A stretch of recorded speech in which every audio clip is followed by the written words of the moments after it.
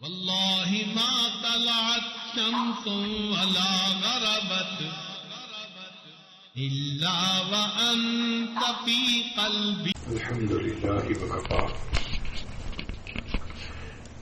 وسلام على عباده الذين اصطفى. أما بعد، أعوذ بالله من الشيطان الرجيم. بسم الله الرحمن الرحيم. وقال ربكم ادعوني أستجب لكم. سبحان ربك رب العزة عما يصفون وسلام على المرسلين والحمد لله رب العالمين. اللهم صل على سيدنا محمد وعلى آل سيدنا محمد وبارك وسلم. حج کے سفر میں مختلف مقامات پہ دعا مانگنے کا موقع ملتا ہے. یہ بہت ہی اللہ رب العزت کی رحمت ہے، مہربانی ہے کہ وہ دعاؤں کو قبول فرماتے ہیں. چنانچہ مزدلفہ میں دعائیں قبول،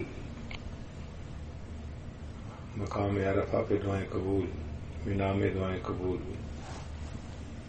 پھر حاجی جب مینا سے واپس آ جاتا ہے تو سمجھتا ہے کہ شاید اب دعاؤں کے مقامات مکمل ہو گئے. حرم میں بھی علماء نے 12 ایسے مقامات لکھے ہیں جہاں دعائیں قبول ہوتی ہیں. اگر کوئی اللہ کا ولی بتائے کہ اس پہاڑ کی چوٹی پہ اگر دعا مانگو گے تو قبول ہوگی، تو آپ سوچیں کہ ہم کتنی کوشش کریں گے کہ ہم پہاڑ کی چوٹی پہ چڑھ کے دعا مانگیں تاکہ دعا قبول ہو جائے. اور یہاں تو انبیاء کے سردار، اولیاء کے سردار، اللہ کے حبیب حضرت محمد مصطفیٰ احمد مجتبی صلی اللہ علیہ وسلم نے فرمایا کہ ان جگہوں پر دعائیں قبول ہوتی ہیں. تو حرم کی ان 12 جگہوں کا ہمیں پتہ ہونا چاہیے، اور جیسے جیسے موقع ملے ہمیں وہاں بیٹھ کے دعائیں خوب کرنی چاہیے. عجیب بات یہ ہے کہ حاجی صاحب کو گھڑیوں کی قیمت کا پتہ ہوتا ہے، کس کمپنی کی گھڑی کی کیا قیمت ہے، لیکن ان مقامات دعا کا پتہ نہیں ہوتا. تعجب کی بات ہے. جس بندے کو تلاش ہوتی ہے وہ ڈھونڈتا ہے. آپ دیکھیں کئی حاجی حضرات نماز پڑھتے ہیں اور پھر وہ گھڑیوں کی دکانوں پہ پہنچ جاتے ہیں، تلاش کر رہے ہوتے ہیں اچھی گھڑی کم سے کم قیمت پہ، خوبصورت سے خوبصورت گھڑی کم سے کم قیمت پہ. اور جن لوگوں کو اللہ سے اپنی دعائیں قبول کروانی ہوتی ہیں وہ ان مقامات کی تلاش میں ہوتے ہیں. دن میں رات میں کوئی موقع ایسا ڈھونڈیں کہ جب ان مقامات پہ دعائیں کرنے کا موقع نصیب ہو جائے. ان میں سب سے پہلا مقام ہے حجر اسود کے سامنے. حجر اسود کے بارے میں حدیث پاک میں فرمایا گیا یمین اللہ فی الارض، یہ زمین میں اللہ تعالیٰ کا دایاں ہاتھ ہے. جیسے آپ کسی سے دائیں ہاتھ کے ساتھ سلام کرتے ہیں،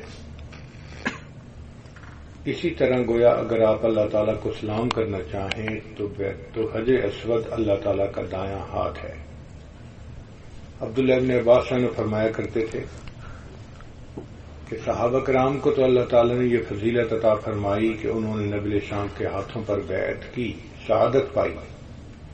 بعد میں آنے والی امت کو تو یہ سعادت نہیں ملی، تو ان کی کمپنسیشن کے لیے اللہ نے حجر اسود بنا دیا کہ جو آدمی آ کر حجر اسود کا استلام کرے گا اس کو اللہ تعالیٰ سے اور رسول اللہ صلی اللہ علیہ وسلم سے بیعت ہونے کا شرف نصیب ہو جائے گا.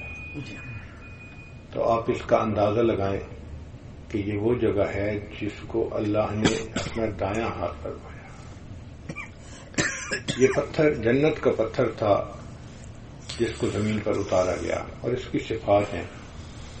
اس کی صفت یہ ہے کہ انسان جس دل کی کیفیت کے ساتھ اس کو استلام کرتا ہے وہ دل کی کیفیت محفوظ کر لیتا ہے. آج کے دور میں اس بات کو سمجھنا آسان ہے. ویڈیو کیمرہ دیکھو مومنٹ کو کیسے کیچ کر لیتا ہے، اور آپ کی وہ تصویر اس کے اندر رہتی ہے جب دیکھنا چاہیں. یہی سمجھیں کہ حجر اسود بھی اللہ تعالیٰ کی طرف سے بنا ہوا ویڈیو کیمرہ ہے جو دلوں کی کیفیت کا ایکس رے کر لیتا ہے. تو جس دل کی کیفیت کے ساتھ آپ اس کو سلام کریں گے اسی دل کی کیفیت کے ساتھ قیامت کے دن اللہ تعالی سے ملیں گے. اس لیے حجر اسود کا استلام کرنے سے پہلے اپنے دل کو ماں سوا سے خالی کر لینا چاہیے. ترکت اللات والعزی جمیعا، میں نے سب لات اور عزا چھوڑ دیے. کذالک یفعل الرجل البصیر، جو بصیر انسان ہوتا ہے وہ ایسے ہی کرتا ہے، ماں سوا کو چھوڑ دیتا ہے اللہ کے تعلق کی خاطر. تو حجر اسود کا استلام اتنا اہم ہے، اس کے سامنے جو دعا مانگی جائے وہ بھی بڑی اہم ہوتی ہے. حجر اسود کو بوسہ دے سکیں آسانی کے ساتھ تو بہت اچھا، لیکن ہنگامے کے ساتھ، ڈھینگا مشتی کے ساتھ، زور آزمائی کے ساتھ اس کو بوسہ دینا یہ اچھا نہیں ہے، چونکہ دوسروں کو ایذا پہنچانا یہ حرام ہے. اب ایک فضیلت پر عمل کرنے کے لیے دوسروں کو ایذا دینا یہ جائز نہیں ہے. البتہ ایسے بھی مواقع ہوتے ہیں کہ جب بغیر ڈھینگا مشتی کے انسان بوسہ لے لیتا ہے. مثال کے طور پہ صفائی والوں کا ٹائم ہوتا ہے، اس ٹائم پہ وہ آ کے رسی سے گھیرا کر لیتے ہیں اور جتنے لوگ اندر ہوں ان کو کہتے ہیں کہ آپ لوگ بوسہ دیں اور باہر چلے جائیں، تو وہ لائن بنوا دیتے ہیں. اس وقت بوسہ دینا بہت آسان ہوتا ہے. افضل تو یہ ہے کہ انسان طواف کے دوران بوسہ دے، یہ سنت عمل ہے، اس کے علاوہ نہیں. لیکن محبت ہے، دل چاہتا ہے کہ بوسے کا موقع مل جائے، تو جب بھی موقع ملے تو یہ ایک اچھا موقع ہے. ہم نے دیکھا کہ عورتوں کے لیے رات میں کئی مرتبہ شرطے لائن بنوا دیتے ہیں، اس وقت مرد قریب نہیں آنے دیتے تو وہ عورتوں کے لیے اچھا موقع ہوتا ہے. تو ایسے موقع ڈھونڈیں. دن میں رات میں کچھ اوقات ہیں کہ جب یہ مواقع مل جاتے ہیں، اس کا عطا پتہ رکھنا پڑتا ہے. جو وہاں خدمت پہ متعین ہیں، پانی صفائی کرنے والے، ان سے پوچھیں، معلومات کریں، آپ کو پتہ چل جائے گا. ہم نے تو ایسا بھی دیکھا کہ چھوٹے چھوٹے بچے آتے ہیں عمرے پہ اور وہ بھاگ بھاگ کے روزانہ 3 دفعہ 4 دفعہ 5 دفعہ جا کے حجر اسود کا بوسہ لے کے آ جاتے ہیں. تو اس کا پتہ رکھنا پڑتا ہے. بہرحال ایک تو ہے حجر اسود کا بوسہ دینا. نبی علیہ السلام نے حجر اسود کو بوسہ دیا تو حدیث مبارکہ میں ہے کہ آپ نے بہت دیر اپنے لب مبارک حجر اسود پر لگائے رکھے، اور نبی علیہ السلام نے حضرت عمر رضی اللہ عنہ کو منع فرمایا کہ عمر تم صحت مند آدمی ہو، حجر اسود کے لیے تم دوسروں کے ساتھ زور آزمائی مت کرنا.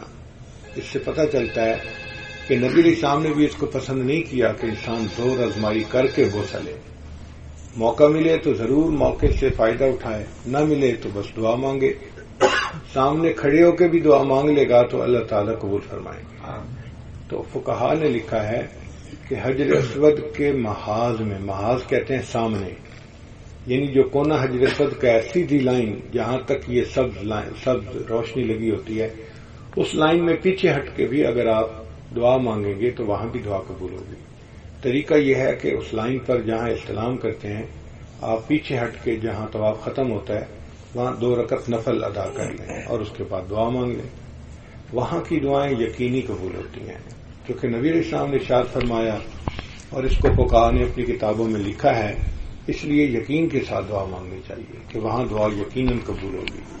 ہم نے عرب لوگوں کو دیکھا ہے، ان کے مرد عورتیں عام طور پر اس لائن کی سیدھ میں نفل پڑھ رہے ہوتے ہیں اور وہ دعائیں بھی مانگتے ہیں. تو یہ چیز ایکسیپٹڈ چیز ہے عربوں میں بھی اور ہمارے اندر بھی کہ وہاں پر دعائیں قبول ہوتی ہیں. تو حجر اسود کے سامنے دعا مانگنا یہ پہلی جگہ ہے. دوسری جگہ ہے ملتزم پہ دعا مانگنا. ملتزم کہتے ہیں حجر اسود اور باب کعبہ کے درمیان جو 2-2.5 میٹر کا فاصلہ ہے اس کو ملتزم کہتے ہیں. ایک طرف حجر اسود ہے اور ایک طرف باب کعبہ ہے، درمیان کی جگہ. آپ نے دیکھا ہوگا کہ وہاں پر لوگ لپٹے ہوئے ہوتے ہیں، چمٹے ہوئے ہوتے ہیں، جیسے بچہ ماں کے سینے سے لپٹ جاتا ہے ایسے لوگ اس جگہ پر آ کر لپٹ جاتے ہیں. حجۃ الوداع پر نبی علیہ السلام نے ایسے ہی کیا کہ آپ سلم تشریف لائے اور آ کر وہاں آپ نے اپنا سینہ مبارک بیت اللہ کی دیوار کے ساتھ لگا دیا اور رخسار مبارک بھی ساتھ لگا دیا اور دونوں ہاتھ اوپر تھے. یعنی جیسے بچہ ماں کے سینے سے لپٹتا ہے، اللہ کے حبیب صلی اللہ علیہ وسلم بھی اس طرح لپٹ گئے اور آپ نے دعائیں مانگی۔ پھر جب آپ پیچھے ہٹے تو عمر لانو ساتھ کھڑے تھے، انہوں نے دیکھا کہ نبی اسلام کی مبارک آنکھوں میں آنسو ہیں، تو وہ بڑے حیران ہوئے کہ اللہ کے نبی صلی اللہ علیہ وسلم رو رہے ہیں۔ تو نبی اسلام نے فرمایا، عمر یہ وہ جگہ ہے جہاں آنسو بہائے جاتے ہیں۔ صاف ظاہر ہے بچھا ہوا بندہ اپنے محبوب سے گلے لگے تو خوشی کے آنسو آ جاتے ہیں، تشکر کے آنسو آ جاتے ہیں۔ اللہ کے حبیب صلی اللہ علیہ وسلم ملتزم سے آپ کے لپٹے تھے تو آپ کی آنکھوں سے شکر کے آنسو آ گئے تھے۔ تو ہم بھی وہاں اس جگہ پر جا کر لپٹیں اور دعائیں مانگیں۔ اس جگہ پر بہت دیر لپٹنا یہ ٹھیک نہیں ہے کہ جی ہم پونا گھنٹہ لپٹے رہے، اور لوگ بھی تو ہیں، ان کو بھی تو موقع ملنا چاہیے۔ ہاں یہ ہے کہ پہلے سے دعا ذہن میں سوچیے، وہاں جائیں اور 2-3 منٹ میں 5 منٹ کے اندر اندر بس دعا مانگیں اور دوسروں کو موقع دیں۔ ہم نے یہ دیکھا ہے کہ جو دعا اللہ نے قبول کرنی ہوتی ہے وہ یاد آتی ہے، جو قبول نہیں کرنی ہوتی وہ بھول جاتی ہے۔ سوچ سوچ کے دعائیں جاتے ہیں، وہاں جا کے دعا بھول جاتی ہے، اس کا مطلب ہے قبول نہیں ہونی تھی اس لیے بھول گئی۔ تو ملتزم سے لپٹ کے دعا مانگنا، حدیث پاک میں ہے کہ وہاں کی دعا قبول ہوتی ہے۔ حضرت شیخ الحدیث مولانا زکریا رحمۃ اللہ علیہ نے فضائل حج میں حدیث کوٹ کی ہے کہ نبی علیہ الصلوۃ والسلام سے صحابہ نے یہ روایت کی کہ اس جگہ پر دعا مانگی جائے تو قبول ہوتی ہے۔ پھر شیخ الحدیث رحمۃ اللہ کمنٹری کرتے ہیں، وہ فرماتے ہیں کہ نبی علیہ السلام سے لے کر مجھ تک جتنے راوی تھے جنہوں نے اس حدیث کو نقل کیا، نریٹ کیا، ہر نے یہ تصدیق بھی کی کہ میری بھی دعا قبول ہوئی، میری بھی دعا قبول ہوئی، میری بھی دعا قبول ہوئی، اور فرماتے ہیں کہ میں بھی تصدیق کرتا ہوں کہ میں نے وہاں جتنی دعائیں مانگی میری بھی دعائیں قبول ہوئی۔ یعنی جیسے اس حدیث کو سند متصل کا درجہ حاصل ہے، اس کے ساتھ راویوں کی اس بات کو بھی سند متصل کا درجہ حاصل ہے کہ وہاں دعائیں قبول ہوتی ہیں۔ تو اب آپ سوچئے کہ وہاں دعا مانگنے کی کتنی زیادہ اہمیت ہے۔ ہمارے ایک دوست تھے، انجینئر سے، وہ ایک دفعہ عمرے پہ آئے، کہتے ہیں کہ عمرے کے بعد میں ملتزم پہ گیا، جب وہاں دعا مانگنے لگا تو میرے دل میں خیال آیا کہ میں بیٹے کے لیے دعا کروں، اللہ میرے بیٹے کو حافظ قرآن بنا۔ میں نے دعا مانگی، واپس جب اپنے شہر پہنچے، شاید ریاض سے یا کہیں اور سے آئے تھے، وہ کہتے ہیں کہ جب میں گھر داخل ہوا تو میں نے دیکھا کہ میرے ٹیلی فون کی گھنٹی بج رہی تھی۔ میں بھاگا، میں نے ٹیلی فون اٹھایا تو بیوی پاکستان بچوں کے ساتھ گئی ہوئی تھی، اس نے فون پاکستان سے کیا تھا۔ میں نے پوچھا خیریت ہے، کیسے فون کیا؟ کہنے لگی کئی دن سے سوچ رہی تھی اپنے بچے کو حفظ قرآن کے لیے چھوڑوں، آج میں اسے مدرسے میں داخل کروا کے آئی ہوں، اطلاع کے لیے آپ کو فون کر دیا ہے۔ یہ دعا مانگ کے گئے اور ادھر بیوی نے بچے کو مدرسے میں داخل ہی کروا دیا حفظ قرآن کے لیے۔ یہ دعائیں قبول ہوتی ہیں، نقد قبول ہوتی ہیں۔ ہم نے اپنی زندگی میں متعدد دوستوں کی باتیں سنی کہ انہوں نے جو دعا مانگی اللہ نے اس دعا کو قبول فرمایا۔ لہذا ملتزم پہ دعا مانگنا اس کی بہت زیادہ اہمیت ہے۔ اس پہ دعا مانگیں، دن میں مشکل ہے کہ دھوپ ہوتی ہے، رات میں آسان ہوتی ہے۔ اچھا، رات میں ہم نے دیکھا کہ کئی مرتبہ عورتیں بھی اس جگہ پہ قبضہ کر لیتی ہیں، چونکہ عرب عورتیں بھی اس جگہ پر لپٹ کے دعا مانگتی ہیں، تو جب ان کا قبضہ ہوتا ہے پھر مرد قریب نہیں جا سکتے، تو ایسے موقع پہ عورتیں بھی، ہماری عورتیں بھی جا کے وہاں دعا مانگ سکتی ہیں۔ لیکن جب مردوں کا وقت ہو تو عورتوں کو چاہیے کہ وہ پیچھے رہیں اور دور ہی کھڑی ہو کے مانگ لیں گی تو اللہ تعالیٰ ان کی دعا کو قبول فرما لیں گے۔ تو پہلا مقام تھا حجر اسود کے محاذ میں، اور دوسرا مقام تھا ملتزم سے لپٹ کے دعا مانگے، اور تیسرا مقام ہے باب کعبہ، کہ باب کعبہ کی دہلیز پکڑ کے دعا مانگے۔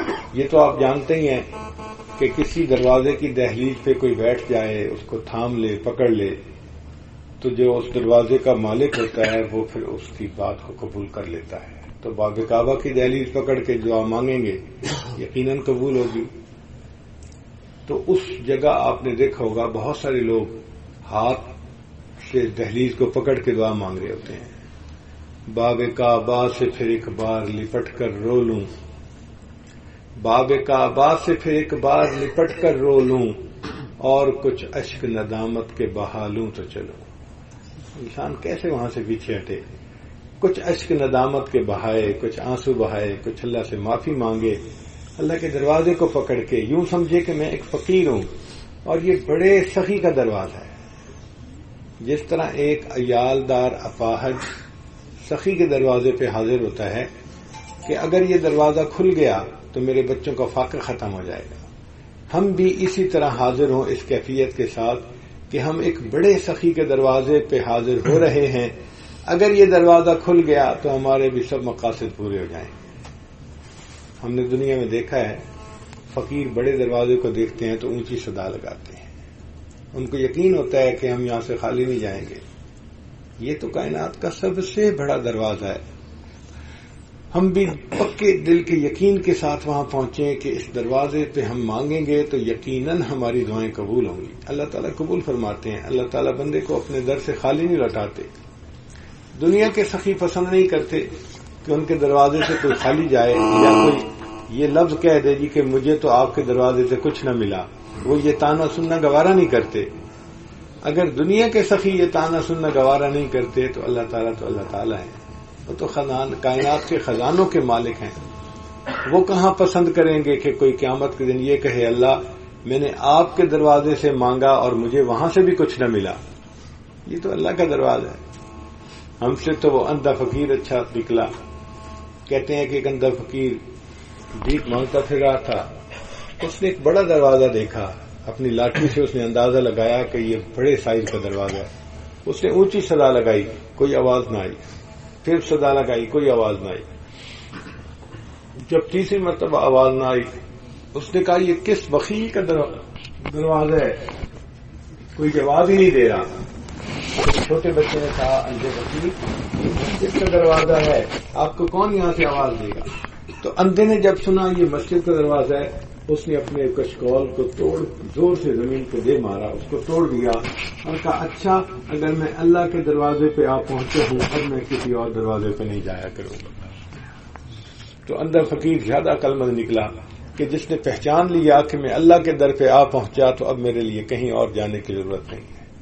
بھئی ہمیں تو اللہ نے اپنے گھر میں اپنے دروازے پہ پہنچا دیا. یہ بیت اللہ کا دروازہ ہے. تو آپ سوچیں نا کہ ہمیں یہاں کتنے یقین سے مانگنا چاہیے اور ہمیں کتنا یہاں ملے گا. بڑوں کی دین بھی بڑی ہوتی ہے. آپ یقین کریں کہ بس تھوڑا سا کرم ہو گیا تو ہمارے لیے وہ بھی بہت کافی ہے. ایک رحمت کا قطرہ بھی ہمیں مل گیا تو ہمارے لیے کافی ہے. رحمت دا دریا الہی تے ہر دم وگدا تیرا، جے ایک قطرہ مل جائے مینوں تے کم بن جاوے میرا. ہمارا کام تو ایک قطرہ رحمت ملنے سے بن جائے گا. ہمارا کیا ہے؟ اللہ اکبر کبیرہ. تو بیت اللہ کے دروازے سے لگ کے لپٹ کے دعا مانگنا یہ بھی قبولیت دعا کی بات ہے. ایسے دعا مانگے کہ بس لپٹ ہی جائیں اس دروازے سے. جیسے مجدوب رحمۃ اللہ نے لکھا نا اگر تو در نہ کھولے گا تو میں بھی در نہ چھوڑوں گا. حکومت اپنی اپنی ہے ادھر تیری ادھر میری. ماشاء اللہ لگ جائے لپٹ جائے کہ میں نے تو لے کے ہی ہٹنا ہے اللہ. لیکن ہم اللہ کو منا کے نہ ہٹیں تو پھر کہاں جائیں؟ کوئی در نہیں ہمارے پاس، کوئی اور جگہ نہیں ہمارے پاس. ایک ہی در ہے. ہمیں اللہ کے حبیب صلی اللہ علیہ وسلم نے یہ در دکھایا اور یہ بھی بتلا دیا کہ اس در کے سوا دوسرا کوئی در نہیں ہے. تو بس ہم نے تو جو بھی مانگنا ہے یہیں سے مانگنا ہے. تم ہی سے مانگیں گے تم ہی دو گے، تمہارے در سے ہی لو لگی ہے. لو لگا کے مانگیں پھر دیکھیں اللہ تعالیٰ اپنی رحمت کے دروازے کس طرح کھولتے ہیں. پھر آگے ہے مقام ابراہیم.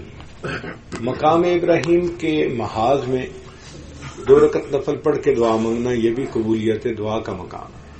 یہ مقام ابراہیم کیا ہے؟ یہ اللہ تعالیٰ کی قدردانی کی علامت ہے کہ اللہ تعالیٰ نے اپنے خلیل کو معمار کعبہ بنایا اور انہوں نے بیت اللہ کو تعمیر کیا. چنانچہ ان کے نیچے ایک پتھر تھا.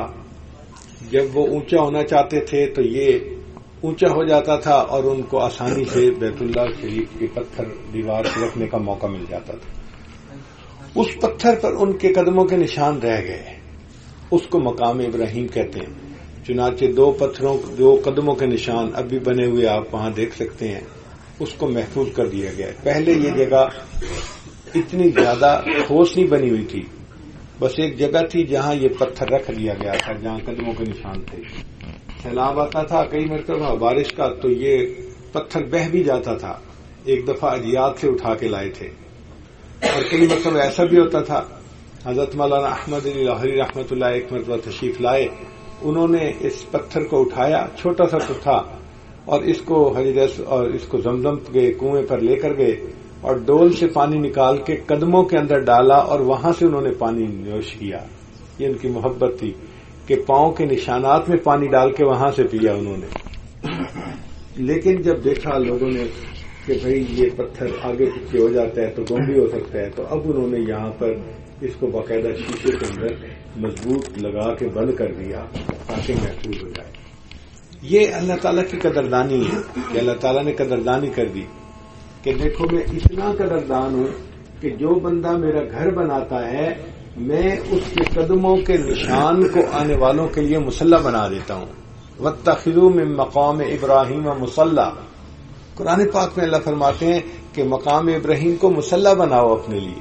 اللہ اکبر, اللہ آپ کتنے قدردان ہیں کہ جو آپ کا گھر بناتا ہے اس بندے کے پاؤں کے نشان کو آپ نے آنے والوں کے لیے مصلی قرار دے دیا. سبحان اللہ, اللہ سے بڑھ کر یقیناً کوئی قدردان نہیں ہے. اللہ تعالیٰ سب سے بڑے قدردان ہیں. چنانچہ اس جگہ پر ہمیں بھی دعائیں مانگنی چاہیے تاکہ اللہ تعالیٰ ہماری بھی دعاؤں کو قبول فرمائے. پھر اس کے بعد ہے زمزم سے دعا مانگنا. اس وقت تو زمزم کا کنواں نیچے بیسمنٹ میں چلا گیا, اوپر فرش ڈال دیا گیا تو پتہ نہیں چلتا, مگر یہ جو مقام ابراہیم ہے اس سے تھوڑا سا پہلے اور ملتزم کے سامنے, یعنی ایک طرف مقام ابراہیم اور ایک طرف ملتزم, ان دونوں کا جہاں کراس سیکشن بنتا ہے تو وہاں نیچے ایک کنواں ہے جس کو زمزم کہتے ہیں. اسماعیل علیہ السلام کے قدموں سے اللہ نے اس جگہ سے پانی کو جاری فرما دیا گیا تھا. وہ پانی آج بھی جاری ہے اور اتنا پانی نکلتا ہے کہ لاکھوں انسانوں کو پورا آ جاتا ہے. اللہ کی شان دیکھیں, سبحان اللہ, کہ لاکھوں لوگ یہاں بھی پیتے ہیں اور حرم مدینہ میں بھی پانی پہنچا دیا جاتا ہے. کیا وہ کنواں ہے, حالانکہ کنویں کا پانی تو 2-4 ہزار بندے مل کے پینا چاہیں تو پانی ختم ہو جائے, لیکن یہ کنواں اللہ نے عجیب جاری کر دیا کہ لوگ پیتے بھی ہیں اور اپنے ساتھ گھروں کو بھی لے کے جاتے ہیں, تو لاکھوں لوگ لے بھی جاتے ہیں.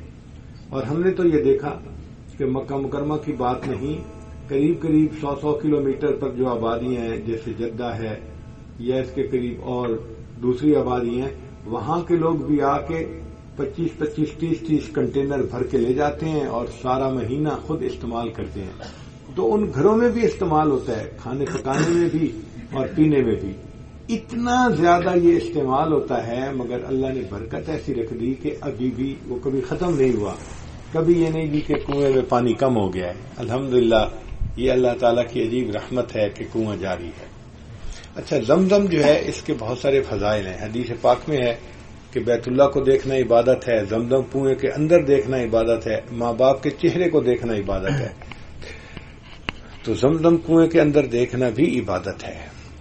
اب ایک چیز اور بھی ذہن میں رکھیے کہ نبی علیہ السلام جب معراج پر تشریف لے جانے لگے تو آپ صلی اللہ علیہ وسلم پہلے زمزم پہ تشریف لائے اور آپ صلی اللہ علیہ وسلم نے زمزم نوش فرمایا, اور 1-2 دن پہلے آپ کے سینے انور کو زمزم سے دھویا گیا. شق صدر کا جو واقعہ پیش آیا تو سینے انور کو کس چیز سے دھویا گیا؟ زمزم سے دھویا گیا.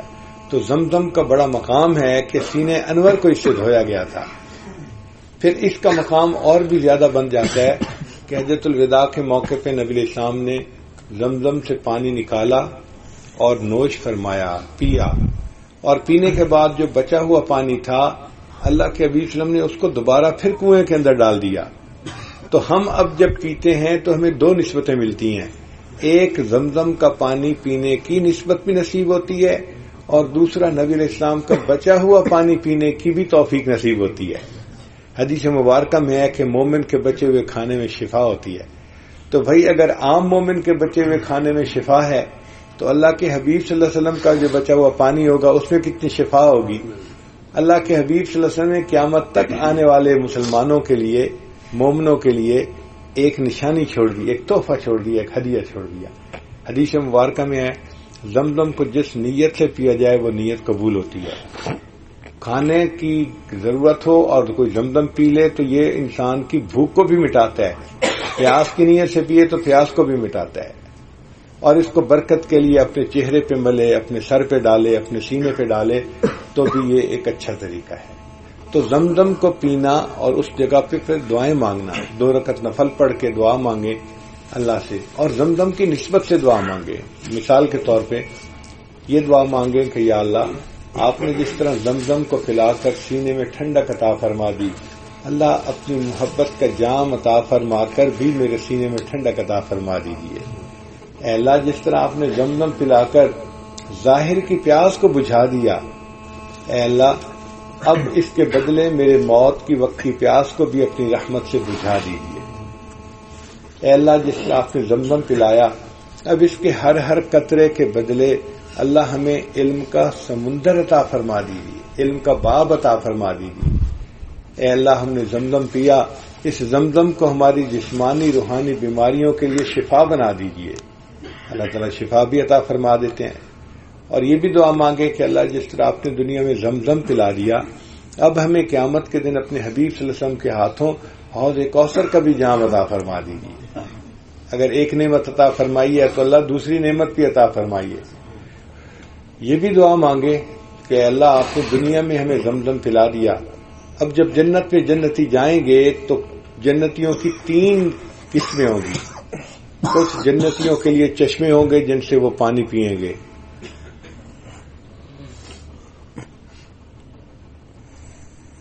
عین یشرب بها المقربون، ایسے چشمے ہوں گے جنت میں جن سے اللہ کے مقرب بندے شراب طہور پئیں گے، چشمے ہوں گے ان کے لیے۔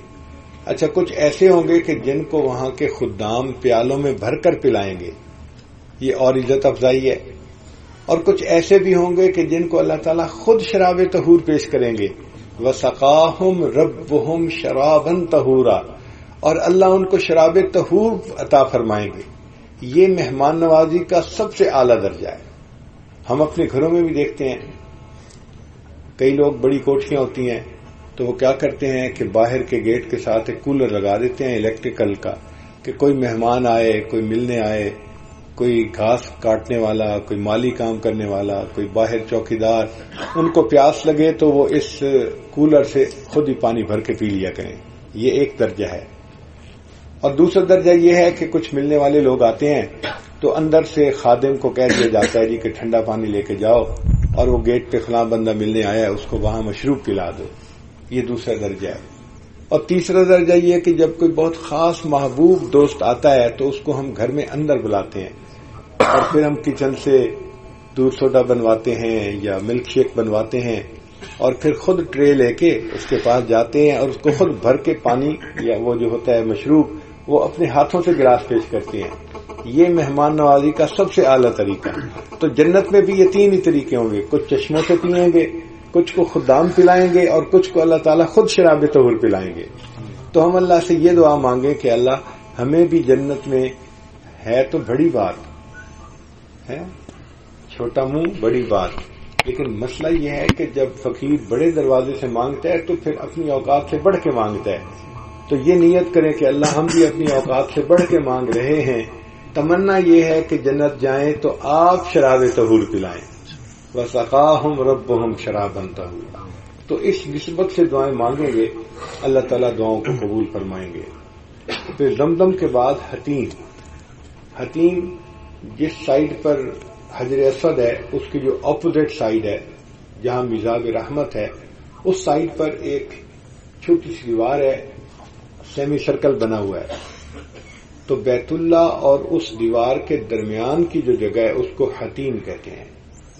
اس کے اندر بھی دعا مانگنے سے دعا قبول ہوتی ہے۔ حدیث مبارکہ میں عائشہ صدیقہ رضی اللہ عنہا نے کہا کہ نبی صلی اللہ علیہ وسلم نے مجھے بتلایا کہ جو بیت اللہ حرم حضرت ابراہیم علیہ السلام نے بنایا تھا اس کی لمبائی ذرا زیادہ تھی۔ جب قریش مکہ نے اس کو ری بلڈ کرنا چاہا تو انہوں نے نیت کی تھی کہ ہم مسجد پر حرام مال خرچ نہیں کریں گے، اور جو ان کے پاس حلال مال تھا وہ ذرا تھوڑا ہو گیا، تو بھئی اب کیا کریں؟ انہوں نے کچھ سوچا چلو اس کی لینتھ کم کر دیتے ہیں، تو انہوں نے بیت اللہ کی لمبائی کو تقریباً 2 میٹر چھوٹا کر دیا اور بیت اللہ کو بلڈ کر دیا۔ نبی اسلام نے فرمایا کہ مجھے تمہاری قوم کے فتنے میں پڑنے کا ڈر نہ ہوتا تو میں بیت اللہ کو اس کی اصل بنیادوں پہ کر دیتا. پھر نبی اسلام نے بتایا کہ اللہ تعالیٰ نے یہ اس لیے چھوٹا کروا دیا کہ میری امت کا ہر بندہ تو بیت اللہ کے اندر داخل نہیں ہو سکتا، لیکن اللہ نے کچھ حصے کو خالی رکھوا دیا کہ جو بندہ وہاں پہنچ جائے گا اس کو بیت اللہ کے اندر جا کر دعا مانگنے کا ثواب مل جائے گا. تو یہ حکیم اللہ نے ہمارے لیے آسانی فرما دی.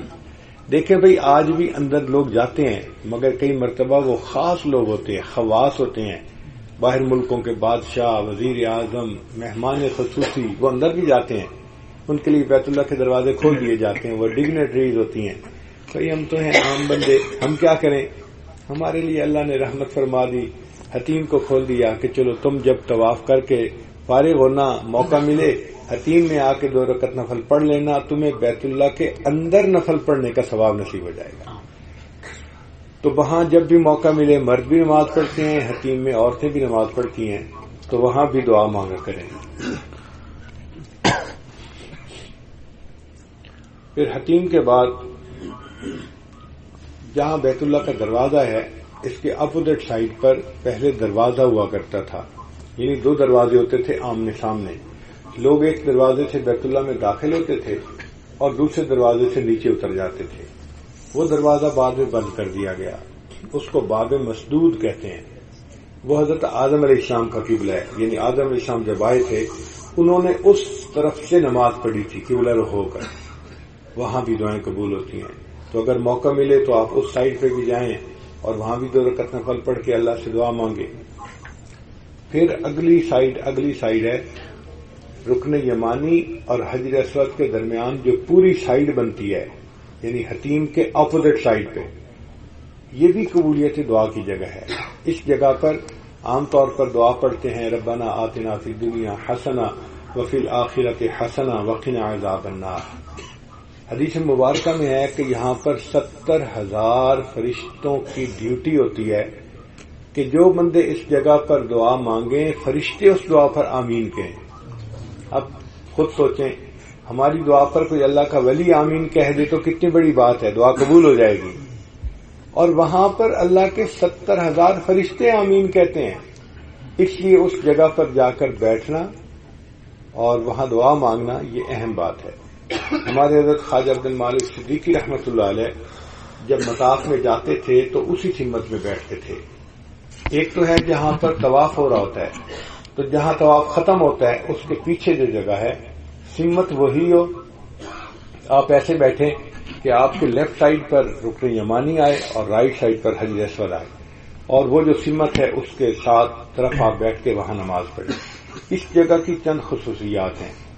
پہلی خصوصیت تو یہ ہے کہ نبی علیہ السلام جب مکہ مکرمہ میں تھے تو آپ صلی اللہ علیہ وسلم کو قبلہ اول کی طرف نماز پڑھنے کا حکم تھا، بیت المقدس کی طرف. تو آپ صلی اللہ علیہ وسلم یہ چاہتے تھے کہ میں بیت اللہ کی طرف رخ کروں، آپ کی چاہت یہ تھی. تو اس وقت آپ یہ فرماتے تھے کہ آپ اس سمت میں آ جاتے تھے جہاں لیفٹ سائڈ پر رکن یمانی ہے اور رائٹ سائڈ پر حجر اسود ہے. اس سمت میں کیا ہے؟ اس سمت میں 3 مرکز انوار ہیں. ایک تو بیت اللہ شریف سامنے ہوتا ہے اور ایک اسی سمت میں آگے بیت المقدس ہے، سیم ڈائریکشن ہے. تو قبلتین جمع ہو جاتے ہیں. تو نبی علیہ السلام ہجرت سے پہلے قبلتین کی طرف رخ کر کے نماز پڑھتے تھے. یعنی اصل حکم تو تھا اس وقت قبلہ اول کی طرف، مگر نبی علیہ السلام اس قبلے کو بھی ساتھ جمع فرما لیتے تھے. اس لیے جب فتح مکہ کے دن نبی علیہ السلام تشریف لائے تو آپ نے ظہر کی امامت اسی سمت میں کروائی. آپ نے شیعہ امامہ باندھا ہوا تھا اور آپ نے ایسے امامت کروائی کہ قبلتین جمع تھے اس وقت. یوں نبی علیہ السلام نے دعا نماز پڑھائی اور دعا مانگی. اب اس میں ایک تیسرا مرکز اور بھی داخل ہو گیا. وہ کیا کہ یہ مکہ مکرمہ ہے اور دور بیت المقدس ہے اور درمیان میں مدینہ طیبہ ہے، لائن ایک ہی بنتی ہے. تو ہم اگر اس سمت میں بیٹھیں تو ہمارے سامنے 3 مرکز انوار ہوں گے. بیت اللہ بھی ہوگا، بیت المقدس بھی ہوگا اور نبی علیہ السلام کا روضہ انور بھی ہوگا. تو ہمارے لیے تو محبت کے 3 مرکز ایک لائن میں سامنے آ گئے. اس لیے حضرت صدیقی رحمۃ اللہ وہاں بیٹھتے تھے اور نیت یہ کرتے تھے کہ ان تینوں انوار جگہ سے انوارات آ رہے ہیں اور مشائخ کے قلوب سے ہوتے ہوئے میرے دل میں سما رہے ہیں. تو اس جگہ پر بیٹھنا اور دعائیں مانگنا اس کی اپنی اہمیت ہے. پھر اس کے بعد ہے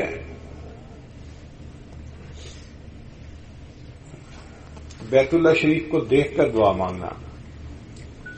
یہ جو دیکھ کر دعا مانگنا ہے اس کی اپنی برکت ہے. حدیث مبارکہ میں ہے اللہ تعالیٰ 120 رحمتیں نازل فرماتے ہیں، جن میں سے 20 رحمتیں صرف ان لوگوں کے لیے جو بیٹھ کے بیت اللہ کو دیکھ رہے ہوتے ہیں. یعنی صرف بیٹھ کے بیت اللہ کو دیکھتے رہنا یہ بھی عبادت ہے، اور اس پر بھی اللہ رحمتیں نازل فرماتے ہیں. تو بیت اللہ کو دیکھیں. یہ دن میں تو ذرا مشکل ہے لیکن رات میں آسان ہے. آج کل معمول یہ ہونا چاہیے کہ ہم دن میں ظہر کے بعد بھی بے شک قیلولہ کر لیا کریں، آرام کر لیا کریں، اشراق سے لے کے ظہر تک بھی سو لیا کریں، دن میں نیند پوری کر لیا کریں، اور رات کا ٹائم ٹھنڈا ٹائم ہوتا ہے اور لمبا ٹائم ہوتا ہے. یہ کوشش کریں کہ ہم مطاف میں گزاریں. مطاف میں بیت اللہ کو بیٹھ کے دیکھیں، وہاں تلاوت کریں، وہاں نفل پڑھیں، دعائیں مانگیں، یقیناً دعائیں قبول ہوں گی. تو یہ ایک اچھا موقع جو اللہ نے عطا فرمایا ہے، اس موقع سے ہمیں فائدہ اٹھانا چاہیے اور دعائیں مانگنی چاہیے. بیت اللہ کو دیکھ کے جو دعائیں مانگی جاتی ہیں اللہ کے ہاں قبول ہوتی ہیں. چنانچہ ایک مرتبہ امریکہ میں ایک جگہ اس عاجز کا جانا ہوا، واشنگٹن اسٹیٹ جس کو کہتے ہیں، اس میں ایک شہر ہے سپوکین کے نام سے. تو وہاں اس عاجز نے بیان کیا تو جو مسجد کے صدر تھے وہ کہنے لگے کہ حضرت ایک امریکی لڑکی ہے جو مسلمان ہوئی ہے اور بہت نیک ہے، اس کی نیکی کو دیکھ کے مسلمان عورتیں اچھی مسلمان بن جاتی ہیں، وہ اتنی نیک ہے. تو وہ چاہتی ہے کہ آپ سے کچھ سوالات پوچھے، تو آپ اس کو ٹائم دے دیں. ہم نے کہا بہت اچھا. چنانچہ ایک جگہ پردہ لگا ہوا تھا، وہ پردے کے پیچھے بیٹھ گئی اور اس نے کوئی 2 گھنٹے مجھ سے کوشچن پوچھے. چونکہ نئی نئی مسلمان ہوئی تھی اس کو بہت ساری چیزیں کلیئر نہیں تھیں. اس عاجز نے اس کو بتائیں، سنتی رہی پوچھتی رہی. 2 گھنٹے اس کی بات جب مکمل ہو گئی تو اس نے کہا جی کہ اب میرا دل جو ہے مطمئن ہے کہ مجھے کوشچن کنفیوز کرنے والا میرے ذہن میں نہیں ہے، میں بہت مطمئن ہو گئی ہوں. اس وقت میں نے اس سے کہا کہ اچھا اب میں آپ سے ایک کوشچن پوچھ سکتا ہوں؟ اس نے کہا جی پوچھیں. میں نے کہا مجھے یہ بتائیں کہ آپ مسلمان کیسے ہوئی؟ ہر بندہ جو مسلمان ہوتا ہے نا اس کے پیچھے کوئی نہ کوئی واقعہ ہوتا ہے، یا اس کا دوست ہوتا ہے جس نے اسے متوجہ کیا، یا اس نے خواب دیکھا ہوتا ہے، یا کوئی ایسا حادثہ پیش آ جاتا ہے، کوئی نہ کوئی تو وجہ ہوتی ہے جب وہ مسلمان ہوتا ہے. تو آپ بتائیں کہ کیا وجہ بنی؟ اس نے کہا جی کہ مجھے کسی بندے نے تو مسلمان ہونے کے لیے نہیں کہا. میں نے کہا کیا مطلب؟ پھر آپ کیسے مسلمان ہوئی؟ کہنے لگی بس میں بیت اللہ کی وجہ سے مسلمان ہوئی. تو مجھے اس بات پہ بڑی حیرت ہوئی کہ بیت اللہ کی وجہ سے مسلمان ہوئی. کہنے لگی کہ میں اصل میں عیسائی تھی اور میرا خامد یہودی تھا. ہم دونوں انجینئر تھے، ہماری شادی ہو گئی اور ہم ایک ہی دفتر میں کام کرتے تھے. دفتر والوں نے اپنا ایک برانچ جو تھی وہ جدہ میں کھولی اور انہوں نے ایک سرکولر جاری کیا کہ جو لوگ یہاں سے جدہ آفس جائیں گے 2-3 سال کے لیے ان کی پے بھی ڈبل کر دی جائے گی اور 3 سال کے لیے ان کو اس جگہ پر واپس پھر بلا لیا جائے گا. تو ہم میاں بیوی نے سوچا کہ تنخواہ بھی زیادہ ہو جائے گی اور ہم ایک نئے ملک میں رہنے کا تجربہ بھی پا لیں گے، اور ہمارا بچہ بھی کوئی نہیں تھا، ہم دونوں میاں بیوی تھے. تو ہم نے اپلائی کر دیا اور ہم دونوں کو وہاں جاب مل گئی. تو ہم جدہ چلے گئے. کہنے لگے میرے لیے مسلمان ملک میں رہنا ایک نیا تجربہ تھا. ہم عام طور پہ رات کا کھانا کسی ریسٹورینٹ پہ کھاتے اور پھر اس کے بعد ڈرائیو کرتے ایک ذرا تاکہ ہماری مطلب ہے طبیعت میں نشاط آ جائے. اب یہ ڈرائیو کے دوران میں کئی مرتبہ لوگوں کو دیکھتی کہ جو سفید چادروں میں لپٹے ہوئے ہیں، تو مجھے یہ لباس عجیب سا لگتا. میں اپنے خامد سے پوچھتی کہ یہ کیا لباس ہوا کہ یہ چادروں میں 2 بندے لپٹے ہوئے ہیں؟ وہ مجھے کہتا کہ اصل میں ایک شہر ہے مکہ مکرمہ، اس میں ایک جگہ ہے جس کو مسلمان کہتے ہیں کہ یہ بیت اللہ ہے. اس میں جو لوگ جاتے ہیں نا عبادت کرنے کے لیے تو وہ یہ احرام باندھ کے جاتے ہیں. تو میں کہتی کہ چلو ہم بھی اس جگہ کو دیکھتے ہیں جس کو بیت اللہ کہتے ہیں. وہ کہتا ہم نہیں جا سکتے اس لیے کہ وہاں پر غیر مسلم نہیں جا سکتا. پھر ایسا آتا کہ حج کے موقع پہ ہم زیادہ لوگوں کو دیکھتے احرام کی حالت میں. پھر میرے دل میں شوق ہوتا کہ ہم بھی جا کے دیکھائیں. وہ کہتا ہم نہیں جا سکتے. کہنے لگے ایک دن میں نے کیا کیا کہ شاپنگ کے لیے نکلی تو ایک جگہ پہنچی جہاں ٹوپیاں پڑی تھیں. تو میں نے اپنے خاوند کے لیے ایک ٹوپی خرید لی اور ایک نقاب اپنے لیے خرید لیا. تو کہنے لگی کہ میں گھر آئی تو میں نے خاوند کو کہا کہ اب میں نے بندوبست کر لیا ہے, ہم جا کے اس جگہ کو دیکھیں گے. اس نے کہا کیسے؟ میں نے کہا رات کو جب کھانا کھائیں گے پھر میں بتاؤں گی. ہم نے رات کو کھانا کھایا, اس کے بعد اس نے میرے سر پہ ٹوپی رکھ دی اور اپنے چہرے پہ نقاب باندھ لیا. کہنے لگی اب ہم دیکھنے میں تو یوں لگتے ہیں کہ جیسے ہم بھی مسلمان ہیں, تو ہم جا سکتے ہیں, ہمیں اگر کسی نے روکا تو واپس آ جائیں گے, نہیں روکا تو ہم چلے جائیں گے. مجھے بیوی کی تجویز پسند آئی. میں نے کہا چلو. تو میں نے جدہ سے مکہ کی طرف گاڑی بگانی شروع کر دی. اللہ کی شان کہ وہ کوئی ایسا چینج کا وقت تھا جو ڈیوٹی چینج ہوتی ہے کہ ایک ہی صرف سپاہی کھڑا تھا پوری سڑک پہ اور ملٹی لائنز تھیں اور وہ کہہ رہا تھا کہ جاؤ جاؤ جاؤ. تو ہم بھی اس فلو کے اندر وہاں سے نکل گئے. جب نکل گئے تو میں نے بیوی کو کہا کہ ہم وہ جو چیک پوسٹ تھی اس سے تو نکل آئے. اس نے کہا ٹھیک ہے چلو ہم جاتے ہیں بیت اللہ. ہم اسی حالت میں گاڑی پارک کی اور بیت اللہ کے اور ہم حرم کے اندر داخل ہوئے دوسرے لوگوں کے ساتھ ساتھ. چلتے چلتے چلتے جب اندر پہنچے تو ایک جگہ پر ہم پہنچے تو ہم نے ایک کالے کوٹھے کو دیکھا جس کے اوپر کپڑا لپٹا ہوا تھا کالا. جیسی ہماری نظر پڑی نا تو ہماری کیفیت ہی بدل گئی. تھوڑی دیر تو ہم دم بخود ہو کے اس کو دیکھتے ہی رہے. پھر تھوڑی دیر کے بعد جب میں نے اپنے خاوند کو دیکھا, اس کی آنکھوں میں بھی آنسو تھے اور میری آنکھوں میں بھی آنسو تھے. تو میں نے اپنے خاوند سے پوچھا کہ یہ کیا ہے, ہم کیوں رو رہے ہیں؟ تو اس نے مجھے کہا کہ مجھے لگتا ہے کہ یہ ریئل ہے, یہ حقیقی چیز ہے, اس لیے ہماری آنکھوں میں آنسو آ گئے ہیں, ہمارے اوپر اس کا ایفیکٹ ہوا ہے, اس کے اندر کوئی مقناطیسیت ہے.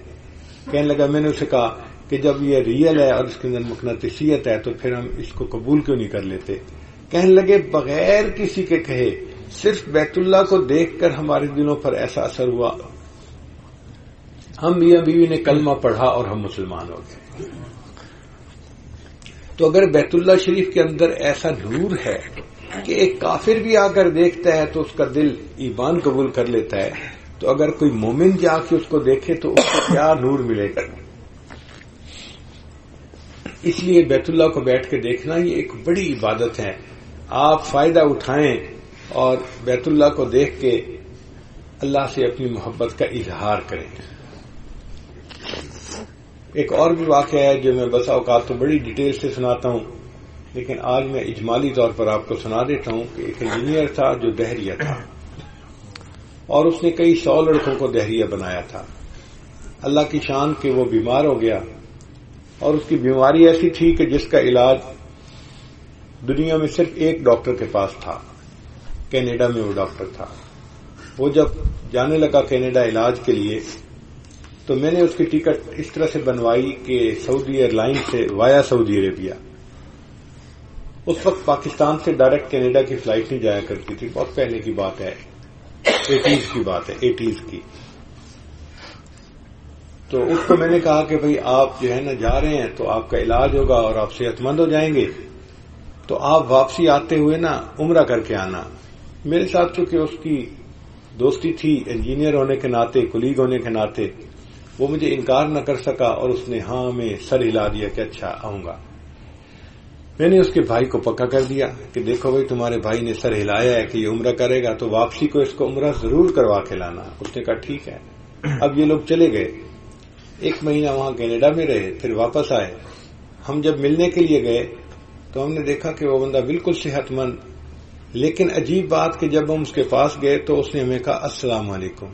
میں حیران کہ یہ السلام علیکم کہہ رہے, یہ تو دہری ہے, یہ تو مانتا ہی نہیں کسی چیز کو, نہ خدا کو مانتا ہے نہ دین کو مانتا ہے. تو ہم نے وعلیکم السلام تو کہا, لیکن ہم حیران تھے کہ یہ کہہ کیسے رہا ہے. وہ مجھ سے پوچھنے لگا پہلے کھانا کھائیں گے یا پہلے نماز پڑھیں گے. میں اور حیران ہوا, اچھا یہ نماز کی باتیں کر رہا ہے. میں نے کہا بھی پہلے نماز پڑھ لیتے ہیں. جب ہم نماز پڑھنے لگے تو وہ بھی وضو کر کے آ گیا, جی میں بھی نماز پڑھوں گا. میں نے اس کو دیکھ کے پوچھا, میں نے کہا خیریت تو ہے؟ تو وہ کہنے لگا کہ نماز پڑھ لیں پھر میں آپ کو تفصیل بتاؤں گا. چنانچہ ہم نے نماز پڑھی, کھانا کھایا, پھر اس نے تفصیل بتائی کہ جب میں کینیڈا گیا تو وہاں کے ڈاکٹر نے کئی دن مجھے اپنے پاس رکھا, لیکن کوئی اس کو ہوپ نہیں تھی میرے ریکوری کی. ایک دن ایسا آیا کہ اس نے مجھے جواب دے دیا کہ میرے پاس علاج نہیں ہے, تم کچھ دنوں کے بعد یہیں پہ فوت ہو جاؤ گے, اور اگر تمہیں جانا ہے تو گھر چلے جاؤ. میرے بھائی نے ماں کو فون کیا.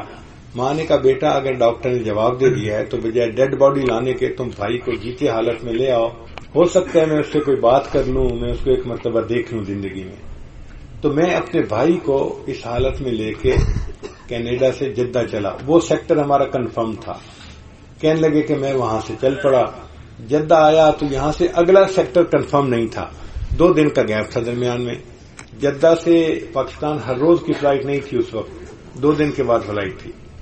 تو جدہ ایئرپورٹ والوں نے کہا کہ ہم آپ کو ٹرانزٹ ویزا دے دیتے ہیں, آپ جدہ چلے جائیں اور اپنے مریض کو وہاں رکھیں ہوٹل میں, اور 2 دن کے بعد آپ پاکستان چلے جائیں. تو میرا بھائی مجھے لے کے ہوٹل میں آ گیا. اب میں نے سب دوائیاں جو ہے نا وہ چھوڑی ہوئی تھی, میں تنگ آ گیا تھا دوائیوں سے, میں زندگی سے ہی تنگ تھا. میں انتظار میں تھا کہ میں 1 ہفتہ زندہ رہوں گا یا 2 ہفتے, اور اس دوران مجھے تو مرنا ہی ہے. میں مایوس تھا, ایکیوٹ ڈپریشن تھی مجھے.